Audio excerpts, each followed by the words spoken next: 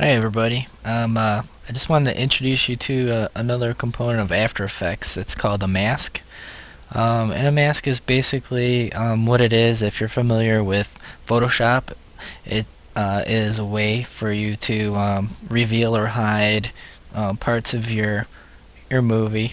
And it can be static or it can be a motion mask, and it's a pretty neat way to work. Um, there's a couple different ways you can make a mask. In your toolbar palette, you have these shapes, and if you if you have nothing selected in your timeline like now, and you use a shape, you'll end up creating a separate shape layer with with the solid in it. However, if you select your footage like this, and you use a shape or a pen tool,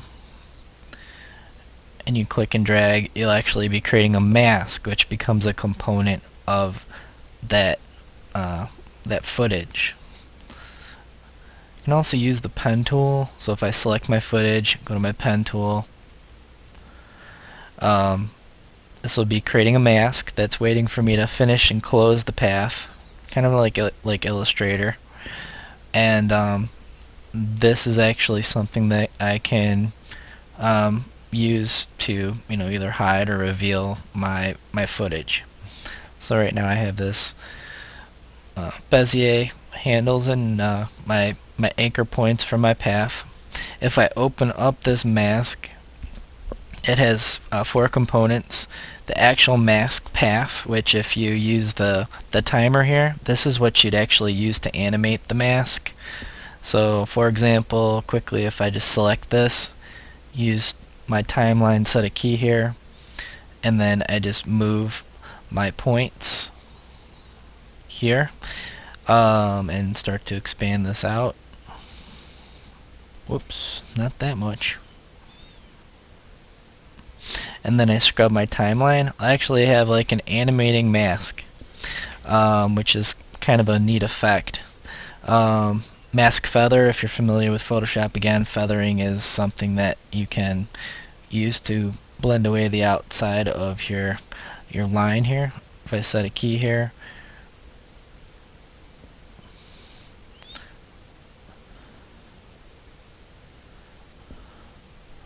I actually don't have the value for some reason. I think I've hidden it. Yeah, I have. If you ever run into a situation where you can't see the values, this toolbar, this timeline, actually can hide and show different parts. In this case, it actually is hurting me. So now the the feather has an X and Y component that's locked. So once I feather that out, you can see it starts to get soft. And that can be animated as well. The opacity itself can be animated, so I can have 100% or not animated, 100% of the mask. And then the expansion just has to do with the offset from the path. So for example, if I wanted to animate a closure or an opening, I could set this to, for this case it's a negative value, and then I could crank this up, and I would have kind of like an opening. And then this would be an interesting way to transition my video. Not particularly fond of this path shape, so I'm just going to select this and delete it, and use the same concept for just a basic square. And what I'm going to do is just expand it. So I can use that that value of expansion, but I'm going to show you another way with just animating the actual mask path here. So the first part of this, I'm just going to have an opening to this video that is not so here you are in the video. It's kind of going to be a slow transition into the video, and so I felt like a tunnel effect would be maybe an appropriate way to do that. So with this mask path, I'm just going to hit the timer, and this has keyed in that initial shape of that path. I'm just going to bring it up slightly here, and then I'm going to take those points, select them. I can either select these individually. I could drag a box around it. If I select this mask here, if I actually double click it, I can get a expansion handle, kind of like a transform tool, and move this to be bigger or smaller, and then I can animate this path. So what I'm going to do is just have this path expand and go from small to large, and that's going to be my animation transition for my video.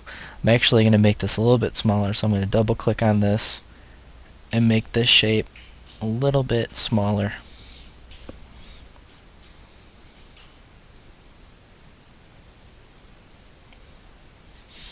Okay, so now this will kind of be my introduction, and I think this would look a little bit better if I feathered it.